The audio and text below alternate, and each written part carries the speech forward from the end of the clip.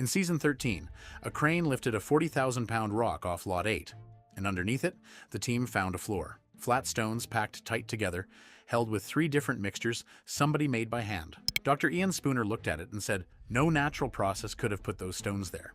So Fiona Steele dug down to find out what that floor was sitting on, and when they drilled into the ground underneath, what came back up was too soft to be bedrock. I'm going to show you everything they found under that boulder and why nobody on that team can tell you what the floor is made of.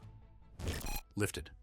In January of 2026, months before anybody moved that rock, the team fed a snake camera into the voids underneath it. What came back looked like an iron spike and something that appeared to be a pearl. 2 small objects sitting in a space nobody could get a hand into, under 40,000 pounds of stone. So the boulder had to move. Laird Niven held the lift anyway. Hand excavation around the base had to finish first, on the grounds that archaeological context can't be put back once it's been disturbed. An object on its own tells you very little. A spike in a bag is a spike. That same spike still sitting in the layer it was dropped in, with the soil around it written down, is a date, and sometimes a person. So the digging came first. In March, the crane took the weight and lifted the boulder clear. The first thing that turned up was how it had been standing there. Smaller stones sat evenly around the whole perimeter, packed in close, holding it in position. Not fallen against it.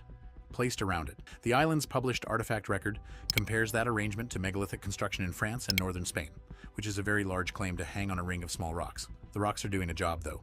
They held 40,000 pounds still, for a length of time nobody has established. Then, Fiona Steele started working out what was under it. A tightly packed layer of flat stones, laid in a mosaic pattern, unlike anything else on the island's record. Organic matter around the stones. A circular ring of rocks visible around the base of the whole thing. That mosaic is the part everybody looks at, and it's the easy half of the feature. It photographs well, it's obviously deliberate, and it sits directly on top of the half nobody has ever described. A mosaic that somebody laid had to be laid on top of something. Every built surface has a bottom, and the bottom is the exact place where somebody's work stops and the island starts. 9 more episodes went into that, and if getting to the bottom of a thing is why you're here, be sure to like this video and subscribe to the channel. Turn your notifications on too, so you never miss a new one. Thanks, Fellowship. Let's get down there.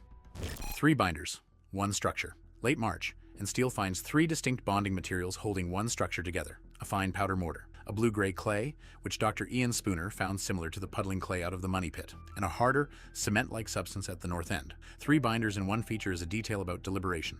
Somebody was making different choices for different parts of the same job, and a pile of rocks doesn't do that. The blue-gray clay carries the most freight because of the comparison Spooner drew. Puddling clay is worked clay. Somebody treads it or beats it until it stops letting water through, which takes effort and takes a reason. Finding something like it on the far side of the island from the money pit means either the same hands worked both places, or 2 separate groups reached for the same local material for the same purpose. Nobody has separated those 2.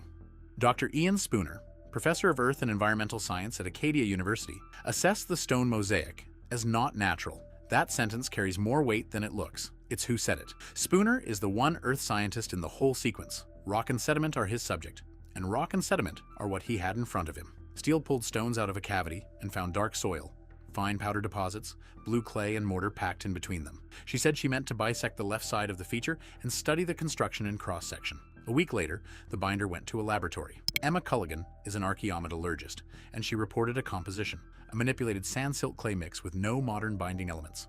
Natural ingredients in a mixture that doesn't occur naturally. She placed it after the 1200s and before the 1800s, and called it pre-modern and possibly medieval. 2 words out of that report do all the damage. Possibly medieval. The chronology came from what the mix was missing, not from anything measured in it. No modern binding elements means nobody found the fingerprint of a modern cement in there. And that's a genuinely useful finding about how the stuff was made. It isn't a clock. Nothing in it returns a year. Dr. Ian Spooner, separately in the same room, put the feature before the mid-1700s. Then he went and collected organic samples, which is precisely what a person collects when they want an actual date instead of a judgment. 2 people, 2 windows. Neither of them was looking at the floor. Both were looking at the thing standing on it. Orange soil, then dark.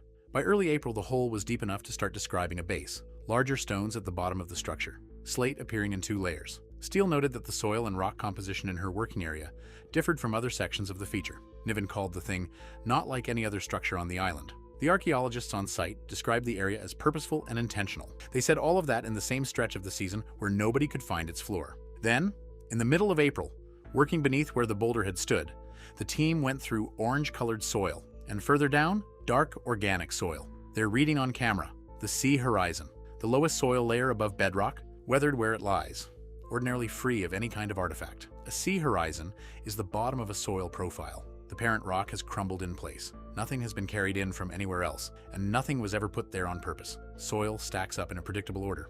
Topsoil at the surface, then a middle layer where minerals wash down and gather, then the sea at the base, which is rock that frost and water have broken up without moving it anywhere. Below it sits the rock it came from. The sea horizon is the last thing between a shovel and bedrock. And on a site like this one, it's the layer that says, nobody got here first. Nothing human belongs in it. It isn't bedrock. So a drill that fails to find bedrock in it has found exactly what a sea horizon predicts. It's softer than a slate outcrop, and it holds no artifacts, because nothing was ever dropped in it. Both of those properties have been quoted as though they pointed at human work. Neither of them does. No critic came up with that reading, and no outside archaeologist watching from a distance. It came from the dig, on camera, from people standing in the hole, looking at a color change in the soil. Nobody followed it up, either. A sea horizon is the least interesting thing a hole can produce. It ends an excavation instead of extending one. And a season that has just taken 40,000 pounds of rock off a mosaic floor has nowhere to put a finding like that. An unwelcome result isn't a weak one, though. The people who made that call were standing in the trench, watching orange turn to dark organic on the way down, which is the exact sequence a soil profile makes as it approaches rock. 2 holes, a few feet apart. The 5th of May, the season finale. The operator running the hammer drill put 2 3-foot holes down through the cradle floor. Another hole went into a slate outcrop a short distance away, as a control. The control hole is the reason anybody can say that at all. Hardness isn't something you can eyeball, and it isn't a number that means anything on its own. One drill, one day, going into 2 different things a few feet apart. And now, there's a comparison, instead of an impression. The slate came back significantly harder. Then, Laird Niven gave his assessment of the material out of the cradle floor. Too soft for bedrock. And nobody struck bedrock underneath that cradle at all. Niven's call is worth taking at face value, and it's worth being precise about what kind of call it is. He's a Nova Scotia archaeologist, and the Micmac licensed site archaeologist for the Oak Island work. What he does on that ground is excavation and artifact typology. Nobody on the island is better placed to say whether a patch of soil has been dug through before, and he has said so about a lot of soil. Working out what a rock is belongs to a different discipline. No geologist has been on camera at that hole. So a drill going more easily through weathered material than through slate a few feet away is a real observation, and a modest one. It says the 2 are different. It doesn't say which of them anybody made. Fiona Steele took a sample out of each of those holes and bagged it. 2 bags. Nothing about this feature has been dated by anything that returns a year. Culligan reported what the binder is made of, and a mixture with nothing modern in it fits 5 centuries about equally well. Spooner's organic samples went out in March. The 2 cores went into bags in May. Nothing has been published from any of them. Laid or formed in place. A surface somebody laid sorts itself. The stones in it run to comparable sizes and shapes. They sit with their flat faces up, and they're bedded into a layer that was prepared to take them. Where that prepared layer meets whatever sits on top of it, there's a sharp line, and a line like that is visible in a cut face from across a trench. A surface that formed in place does the opposite. It grades instead of sorting, running course to find with nobody choosing. Its weathering products match the parent rock directly underneath it, because that's where they came from. There's no line, because nothing was ever placed, and nothing points anywhere. The dig produced observations on both sides of that list, which is the whole trouble. A tightly packed mosaic of flat stones, unlike anything else on the island's record, held together with 3 deliberately different binders, and assessed by an earth scientist as not natural. Every one of those belongs to the first description. Orange soil grading down into dark organic soil, empty of artifacts, read on site as the natural layer above bedrock. That belongs to the second, just as firmly. Both can be true. The 2 descriptions are about different depths. The mosaic can be laid, and the material underneath it can be untouched natural ground, and there's no contradiction anywhere in that. Then one line decides it, where the built-work stops, and whether anything is lying on the wrong side of it. A cut face answers that. Steele had already said she meant to bisect the left side and study the construction in section. The 2 cores answer it as well if anybody looks at them. And that test is a much smaller thing than it sounds. It needs no new season and no crane. Nobody has to open a square foot of ground that hasn't already been opened, and nobody has to go back to a regulator for permission to do it. A cut face the archaeologist had already planned, and 2 3-foot cores already sitting in bags with labels on them.